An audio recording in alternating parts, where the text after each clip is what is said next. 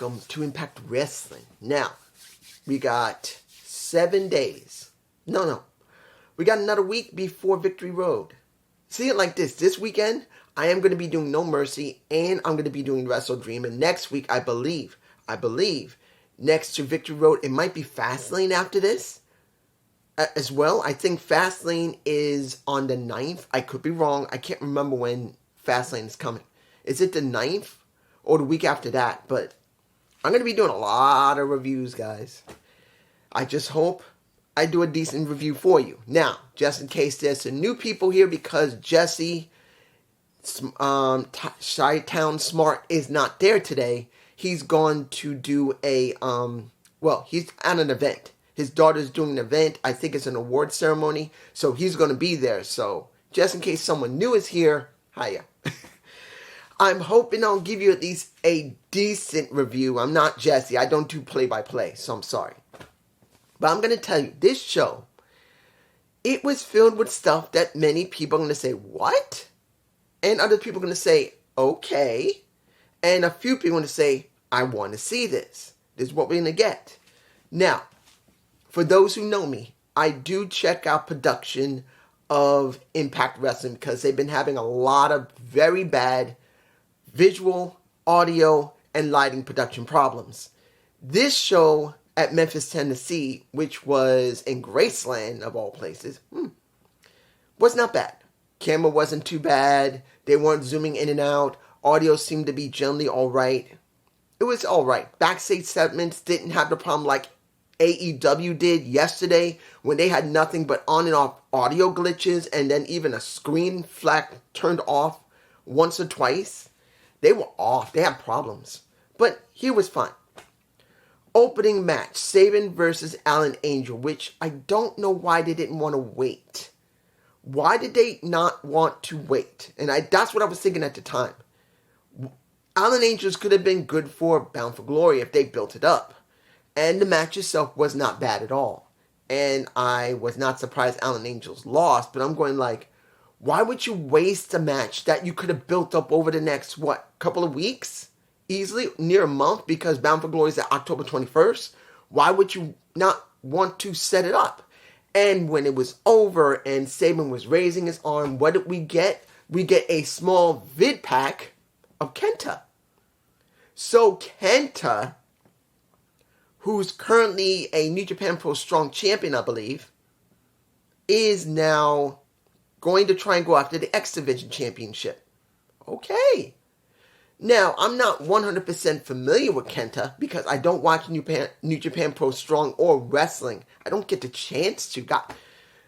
What Just Alex, if anybody's seen Just Alex's stream, whenever he talks about it's impossible to see everything, he's not kidding. It's not possible. And understand, he's only talking about generally the shows that he would generally watch, which would be WWE, which would be Raw and SmackDown, AEW Collision, AEW Dynamite, maybe he would do Rampage. Yes, he did mention Impact Wrestling, but he doesn't watch it. But for me, who's not really following the norm like everyone else, I don't generally do large amounts of WWE reviews. I do generally Raw. No, very rarely do I do Raw reviews. I do SmackDown reviews. I do AEW Dynamite, Collision, Impact Wrestling. I used to do NWA, but I couldn't keep up with it. It was so much to do. Because when I could see it in a replay, because I also did NXT reviews, which I still do, I always saw it so late, I knew no one was going to watch it. So it's almost impossible to see absolutely everything that people would be interested in. Like, I'm not doing MLW reviews, but if I did, I would have to do that, or OVW, or WXW, or XWX, I can't remember what it was, and a couple of other promotions. I know some places where I could see a review of their pay-per-views, but it would be so much on top of what I'm doing reviews of, it's impossible. So I agree with him. But, and I lost track of where I was. This is what you get on my reviews. Sometimes I lose track. But let's make this clear. Knowing Kenta as little as I do, it is interesting to see what he can bring to the table for a Impact Wrestling. But it's going to question, a big question, will they do vid packs with him on Impact? Will New Japan Pro Strong or Wrestling give more vid packs of his wrestling, or better yet, a promo for him talking about what he's going to do against Saban? That's what I'm hoping for. Next, Rhino versus Jack Priest. Price. There was no real reason to care about this match, because he was basically a jobber that was meant to be destroyed by Rhino, who just came back. Done. But this was setting up the fight between him and Macklin, because Macklin is supposedly the one who broke his left ankle. Yeah, I think it was his left ankle that got broken. We had to put a steel plate in it. He wants to kill Macklin because of what he did last week and spirit him into a gate, a retractable gate. He just wants to annihilate him, and now Macklin wants to get him back, which he did in the ring a little bit, but he had to run off because he was about to get speared out of his boots again. But the one thing that's interesting is Bully Ray, because later in the night, Bully Ray was approached by Macklin and said, "Where were you? What's going on? Where were you?" And he's on his phone, he's texting. He says, "What?" He says, "I need your help. I need your help when it comes to Rhino." He says, "You got a problem?" I said, "Yes. I helped you with PCO. Why don't you help me with Macklin?" He says, "Okay, I'll talk to him. I know him for 20 years. And he says, "What? Let me get this straight. You're going to talk to Rhino, who I need you to beat the shit out of." He doesn't say, but that's what he's trying to imply. And he says, "Yeah, I'll talk to him." And he went right to his face and he says, "You become nostalgic because of Devon coming back? You're going soft." And they zoomed in on Bully's face. Not very close, but it makes you think, okay, they're trying to set something up with Bully dealing with Macklin, possibly, or Bully doing something with Devon, or Bully doing something with Rhino. It's hard to say what direction they're going to go with Bully, because they could go down the line with Bully staying with Devon, because I know that Devon said in one of the articles I've seen on one of the websites that he's pumped after coming back. He's interested in wrestling again. Now, for me personally, because I know he's got a back injury that he had surgery with, which I believe it was either Triple H or, who was it? Bruce Pritchard, that told him if he was going to one of those special shows that he's done before and thinks he can wrestle, no, if you do, you're fired. If he's healthy, I don't mind him wrestling. I do say, like I said the last time when he was on screen, that he looks like he's a little out of shape. He's tanked a bit. He needs to get back into ring shape, because that's what happened with wrestlers who've been away for a while, that don't wrestle often. They tank easier. I got no problem him wrestling again. The question is he healthy? And will they go down a storyline with him if he's working in the back? Because like I said, he's been in production with WWE for many years. And he could be an asset to Impact Wrestling in the back. He can't. Counting if they let him do that along with wrestling. It depends. He can be a consultant to help them in the back. Counting if he's allowed to. Or he can just be a plain wrestler if he's healthy. But the question, like I said, are they going to go down the route with Bully Ray, with Devon in 3D? Are they going to have Bully Ray and Devon attack Rhino because of what Macklin said? Or are they going to go after Macklin? We'll find out. Next, Rascals. Okay, we get the farewell celebration for Yuri Uemura. How can I say this about Uemura? I like him. He was trying. I did hear that, like someone said below, that there was some information about Yuri Uemura that he really didn't like his gimmick. He just didn't feel comfortable with it. That someone said it. I don't remember who you are. You know who you are. And the key here is that whether he felt comfortable or not, he tried. Like I said, a lot of Japanese or Mexican or European wrestlers do not always get it at first how to do a character in the United States. They have their certain ways to do it in their own country, and they have to work much harder to get it done. And I felt that Yuri Uemura could do it if he was given enough time. Now, like someone said, it's a possibility that New Japan Pro Wrestling pulled him, which I would not be surprised. I wouldn't be surprised, but also, I'm also not surprised about Impact Wrestling. They didn't check to see if something was going to happen. Now, mind you, I'm not taking away that they could have sprung this on Impact Wrestling. But let me be honest here, guys. How many times have we had Impact Wrestling had somebody, and every single time it's the same thing? Either they had a contract, but they didn't do anything negotiation-wise in time.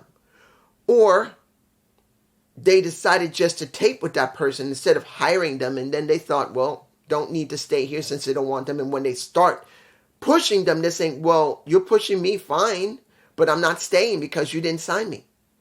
Or New Japan Pro Wrestling or AAA, they're lending people out, and they don't keep an eye on when they're going to get pulled. Now, mind you, I know it can be short notice they pulled them out, but there's some reasons why they were pulling one of their talent that is from the other company back.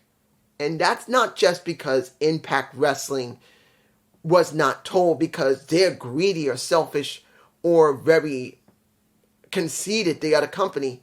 Could be something on Impact's part too. I'm sorry, if you're trying to defend Impact, you can't. Because this has happened way more than once with Impact Wrestling, that New Japan Pro Wrestling Noah, because they did bring some people here years ago with Pro Wrestling Noah, AAA, tell me I'm wrong, that happened. It's been more than one company. Dragon Gate, I think at one time let us have somebody. And I don't know about DDT, I don't think they did, but I'm just saying. But we get the moment where people cheered for Yuri Uemura. Then the Rascals come out to try and dig the knife deeper. And then we start getting a fight, and then we get the director of authority of Santino Marella. I gotta say it like that, director of authority. I think I might remind myself to do that when it comes to Santino, because I love me Santino. And he makes it very clear, that's enough. No. With the Ju-Yi. No, I know he says something else, but Ju-Yi deserved better, and you interfere with that. Now you're going to have a match. He said, you can't give them a world title match. He says, no, it's not a world title match. It's a regular match. And they're saying, why are we going to match with this guy when he's leaving now? And he says, no. If he wins, he stays. First time in history, they said this. First time in history, anyone had a chance. That's if Feast and Fire before. I don't know. I don't remember. You guys tell me below. If Feast and Fire at any time had a chance for someone else to save their job. I think maybe once other time, but it wasn't in a ring. I could be wrong. But I think there might have been one at a time, but I do not believe it was something that had to be done in a ring, in a match. I could be wrong. I probably am. But we get a one time where they're trying to overturn their own Feast and Fire. But I had a feeling, no, they're not going to do it. And they didn't. Uemura's done. They lost the match. But people were rooting for Uemura heavily. They want him to stay. Because even though there are people who don't like Yuya, it was something different. Like I said months ago when they tried it, and they're going like this. You can see Uemura was trying. And I'm not saying he liked it, and he could have been uncomfortable with it, but he was a professional. That he will try his best to make it work. And I commend him, hopefully, and I'm saying this truthfully, because he's gone now. The taping's done, and he's probably back with New Japan Pro Strong or Wrestling. I don't know which one. But I'm hoping that he gained something from this experience in Impact Wrestling. Because if a wrestler is lent out to another company from this main company, you would hope he learns something about a little bit of different tactics, a little bit more technique, like in wrestling, but it's about expanding your mind on how can you get people to embrace you. With Yuri Uemura, I'm hoping for that. If he never comes back to Impact Wrestling, goes to AEW maybe, or please no, WWE. Even if he goes there, at least his experience here might help him in some way. That's what I'm hoping for. Next, we get the Memphis. This is where I'm very worried. Guys, I'm being honest. I'm worried. The Memphis Street Fight between Kenny King and Shelton Jean versus The Heath and Tommy Dreamer. I'm actually worried about Tommy. Because during that match, I don't have a shot of it, but during that match, when Tommy was slammed on top of a, on top of a trash can, he flattened the can completely. But he was grabbing his left groin, either his side or his groin. Something went in him, and he's going like this. He's paralyzed during that match. And I'm not telling you the match was great. It was a standard street fight. It was okay. But once he grabbed near his stomach or groin, he was almost unable to work. Now, he did get up and did try to continue working, but he was grabbing his side a lot. So I don't know what happened to Tommy. I would have to check to see after this if there's anything on any of the media sites that will talk about Tommy Dreamer, if he's got some type of tear in his groin or maybe a, I'm hoping he doesn't have a torn hernia or a torn groin or anything. I'm hoping he's fine, that he's not hurt. But the way he grabbed himself, because once he landed on that trash can, he's going like this. He literally felt like something tore inside him. So I'm hoping he's fine. In the end, it was Tommy getting the pin over Shelton Jean, which he did do a, Alabama, a Death Valley driver onto the table that was in the corner in the ring. I'm hoping he's alright. The match that was the best match of the night.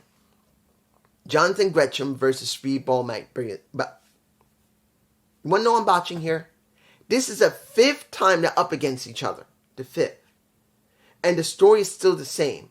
Gresham is pissed off that there's no real pure wrestling. That the only thing they want to do is cheat to win. That they don't invoke the rules and regulations of Impact Wrestling. Or just pure wrestling. And they were going by this narrative. It was a great match. These guys got great chemistry. But here's where it gets interesting. I don't have the shot. But Speedball lost because of tights being pulled by Gresham. So Gresham won. Before that happened, I'm going like, Gresham has no options. I'm being honest here. He has very few to almost no options. He can go to New Japan Pro Wrestling. He can go to Pro Wrestling Noah. He can go to New Japan Pro Strong, where at least they keep to the rules very thoroughly. Because he can't go to ROH because it doesn't exist anymore. And understand, he was already champion ROH/AEW, but he left because he didn't like how things were working there. He didn't like it. So he only has Impact Wrestling, maybe New Japan Pro Wrestling, and Pro Wrestling Noah. But he's there with his wife.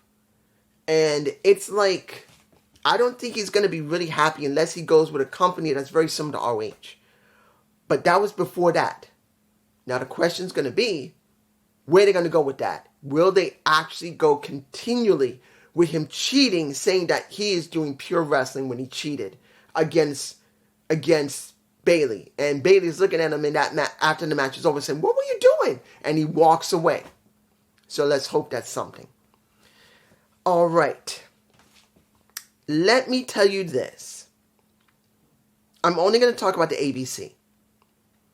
Because I know I can talk about when it comes down to Deonna Purrazzo and the I can't even say it. Tasha Steelz. I can't say Boricua Badass. I think that's how it is. I'm not going to talk about that because it's too early days. Until we actually see a match, I'm not going to say anything with them tagged up.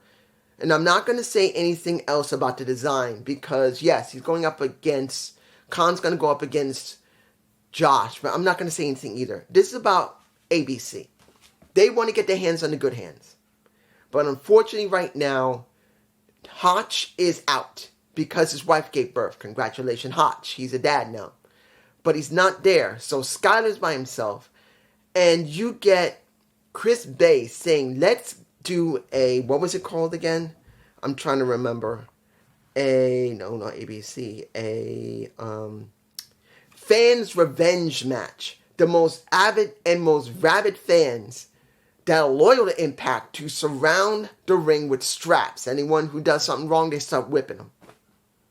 And instead of waiting until the good hands get back together, because you don't know how long Hotch will be out, they told Skyler, find someone in the back. And if it's no one there, he's going to be by himself against ABC, who currently has a Feast and Fire briefcase for the chance to get the titles back. So this is what we got. And I'm going like, really? Okay. Final match. Second best match of the night.